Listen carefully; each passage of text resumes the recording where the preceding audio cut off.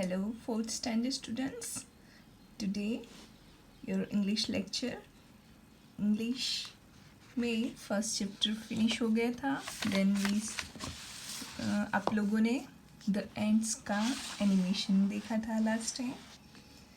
उसके बाद मैंने ये पेज होमवर्क में दिया था, तो इसके भी आंसर्स आप चेक कर लो टिक ऑफ के. Then we have a poem, The Ant. Human beings have always been inspired by the hard-working ants. तो ह्यूमन बींग्स हमेशा ही हार्ड-वर्किंग एंट से इंस्पायर्ड रहा है. Let us learn some values from the goodness of the ant that is really kind to his fellow beings. यहाँ पे कुछ और भी गुडनेस हमको सीखनी है एंड से. तो a little black ant found a large grain of wheat, too heavy to lift और to roll. Little black ant जो है उसको लार्ज ग्रेन ऑफ व्हीट का एक लार्ज बड़ा सा दाना मिला. टू हैवी टू लिफ्ट, उठाना बहुत मुश्किल था, लिफ्ट यानी उठाना, और टू रोल करके ले जाना, गबड़ते हुए ले जाते हैं ना, लाइक दैट. तो एक बहुत ही बड़ा व्हीट का दाना मिला ब्लैक एंट को. बहुत ही हैवी था, उसको उठाना भी मुश्किल था, उसको रोल करना भी मुश्किल था. सो ही begged of a neighbor he happened to meet to help it down into his hole. तो उसने क्या किया, सडनली उसका नेबर जो है वो वहाँ से गुज़र रहा था. तो उसने उसको हेल्प के लिए बेग किया, हेल्प मांगी उसकी. क्यों मांगी? कि उसको दाना उसके होल में ले जाना था. अब वो जो नेबर एंट है वो क्या कहता है, I have got my own work to look after said he. वो कहता है मेरे पास और भी बहुत कुछ काम है. You must shift for yourself if you please. तुम्हें तुम्हारे लिए ये खुद ही कर लेना चाहिए. So he crawled off as selfish and cross as could be. तो वो क्या करता है, क्रॉस यानी एंग्री बनता है, सेल्फिश होता है, और क्राउल्ड मतलब वहाँ से निकल जाता है. And lay down to sleep at his edge. और क्या करता है, वहाँ से जाके सो जाता है. उसको कुछ काम नहीं होता है, but some kind of selfish person he was. So वो एंड की हेल्प नहीं करता है और सो जाता है. Just then a black brother was passing the road. उसके तुरंत बाद ब्लैक ब्रदर आता है जो रोड क्रॉस कर रहा होता है. And seeing his brother in want. और वो कौन है, जो ब्लैक एंट है उसका भाई है. उसको लगता है कि उसे ज़रूरत है हेल्प की. तो क्या करता है, came up and assist him in with his load. तो वो आता है, असिस्ट यानी हेल्प करता है अपने भाई को, वो जो लोड था मतलब हैवी वेट था उसको कैरी करने में. For he was a good natured ant. उसने ऐसा क्यों किया, क्योंकि वो एक गुड नेचर्ड एंट है. तो यहाँ पे एक गुड नेचर्ड एंट है, एक बैड नेचर्ड एंट है, और एक लिटिल ब्लैक एंट है. अब आगे पोइट क्या कहते हैं, let's see. Let all who this story में हैपन टू हियर. ये उन सब के लिए है जो ये स्टोरी को सुन रहे हैं. Endeavour to profit by it. और इसके ज़रिए आपको एफर्ट लगाना, मतलब you have to get the profit. Effort लगा के फिर उसका लाभ लेना है. अब क्या है आगे, for often it happens that children appear as cross as the ant every beat. हमेशा ऐसा होता है कि बच्चे, जैसे ही वो जो एंट था, सेल्फिश एंट था, उसके जैसे बच्चे भी कभी कभी क्रॉस यानी एंग्री हो जाते हैं और बिट मतलब इतना ज़्यादा नहीं, पर थोड़ा सा एंग्री हो जाते हैं और किसी की हेल्प नहीं करते हैं. And the good natured ant who assisted his brother may teach those who choose to be taught. और गुड नेचर्ड एंट क्या है?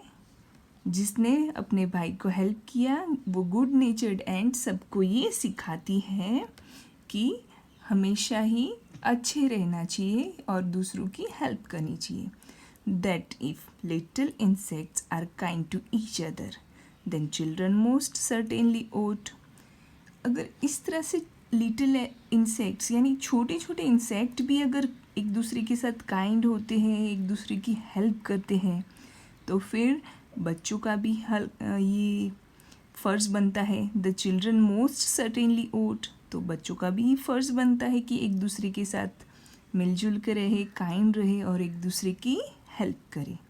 तो ये स्टोरी से हमें ये सीख मिलती है कि हमको एक दूसरे की हेल्प करनी चाहिए और एक दूसरे के साथ अच्छे से बिहेव करना चाहिए. नीचे ब्राउन बॉक्स में सी.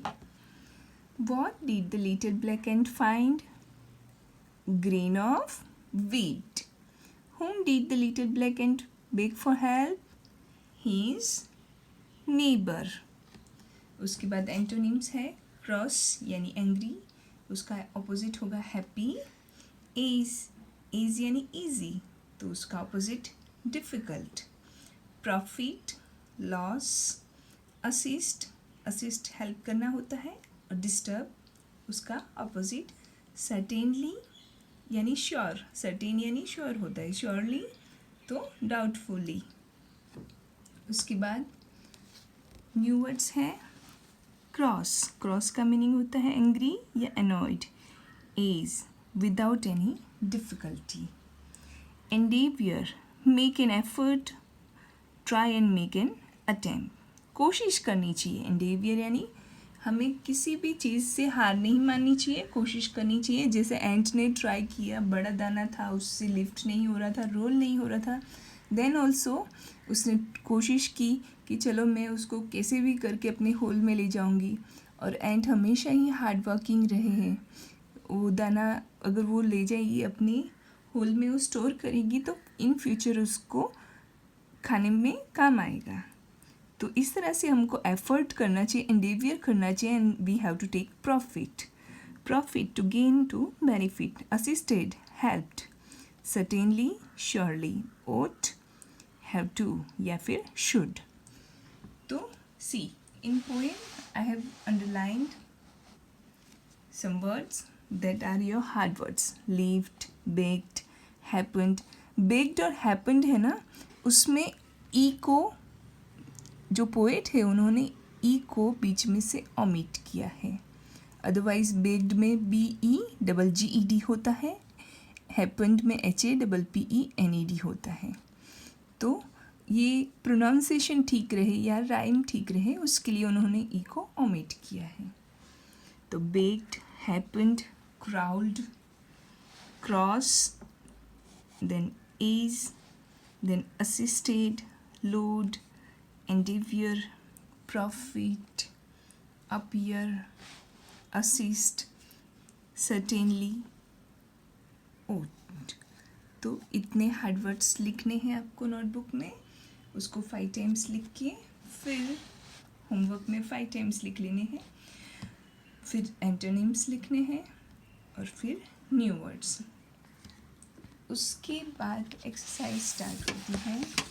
तो एक्सरसाइज में सबसे पहले complete the story about the ants. Fill in the blanks with words from the poem.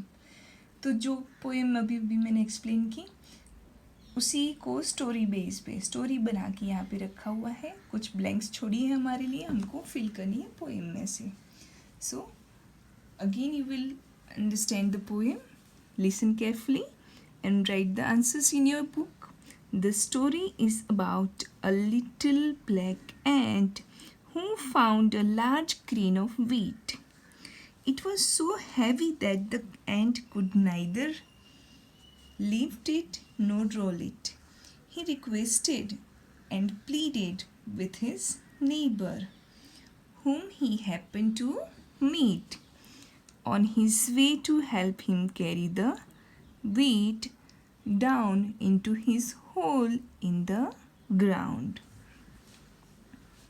है ना, जो हमने पोएम में देखा वही एक्सप्लेनेशन है.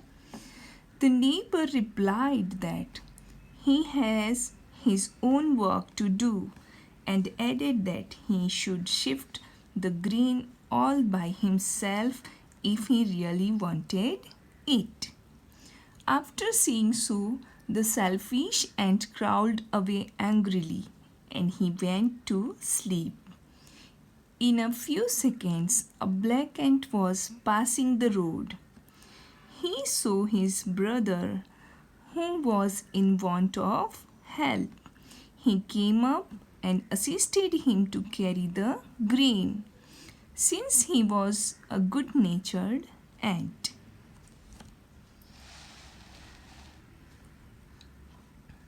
The poet feels that everyone who hears this should try and make an endeavor to gain by this story. The poet compares children to the ants. He feels that most often children also become cross like the ant who refused to help his neighbor.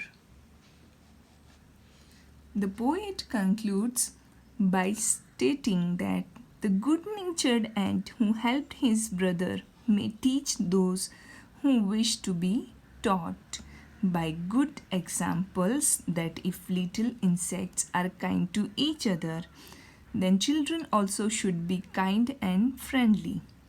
The poet adds value to the poem. He says children should help their friends when they are in need.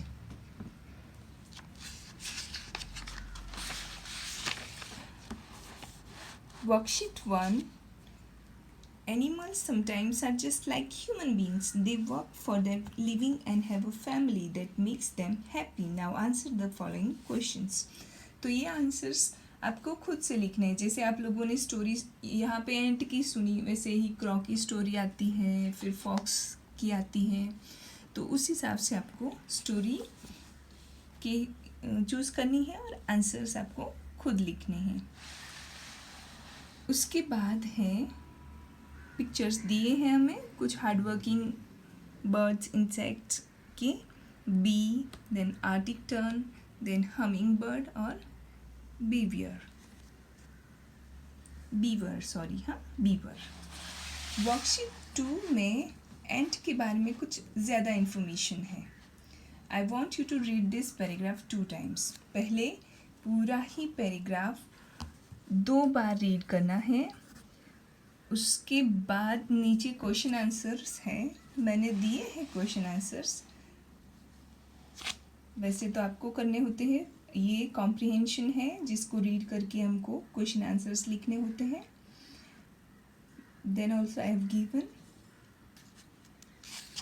तो ये लिख लेने हैं. 6 question answers हैं. It is all about ant. बहुत ही interesting है एंट के बारे में इंफॉर्मेशन. और लास्ट पेज फन टाइम में जैसा कि मैंने कहा था in the poem the ends we see some words that are written using an apostrophe लगा के कुछ वर्ड्स ये दिखे थे ना, begged, crawled, happened. The correct way of spelling this words is with the an ED at the end. तो E को contract किया था. See the right spellings. Now the poet uses the short forms of these words without the E before the D because she wants you to pronounce the word in the correct manner. Hence the words are written the way they are pronounced. तो words कैसे लिखे थे, जैसे उसको pronounce किया जाता है उस हिसाब से पोएट ने वर्ड्स को लिखे थे. For example the word lead is pronounced with the short vowel sound as in bed and fed. However, the word crowled is not pronounced as crawled but as crowled but as crawled. The letter E is silent here. Many words are not pronounced the way they are written. For example, Wednesday is pronounced as Wednesday. तो यहाँ पे बात चल रही है कुछ words जो होते हैं उसमें कुछ लेटर ओमिट होते हैं, साइलेंट होते हैं, जिसको प्रोनाउंस नहीं करना होता है. लेटर तो दिया होता है वर्ड में, बस उसको प्रोनाउंस नहीं करना होता है. तो यहाँ पे now try and pronounce the words after omitting the silent letter. जैसे कि ए में the silent letter is b, तो यहाँ पे हम कॉम कहते हैं, कॉम ब नहीं बोलते हैं. फिर यहाँ पे डाउट कहते हैं, बी को प्रोनाउंस नहीं करते हैं. तो उस हिसाब से आपको कुछ वर्ड्स दिए हैं जो आपको रीड करने हैं, और उसमें लेटर्स जो ओमिट किए हैं या फिर साइलेंट है वो भी देखना है. लास्ट में आपके लिए एक एक्सरसाइज है. Underline the silent letters used in this words. तो knife, bomb, walk, half, write, wrong, island. तो इसमें मैंने जो अंडरलाइन की है दैट लेटर्स आर साइलेंट. तो यहाँ पे हमारी सेकेंड पोएम ख़त्म होती है. इतना वर्क आपको कंप्लीट कर लेना है. Okay, thank you.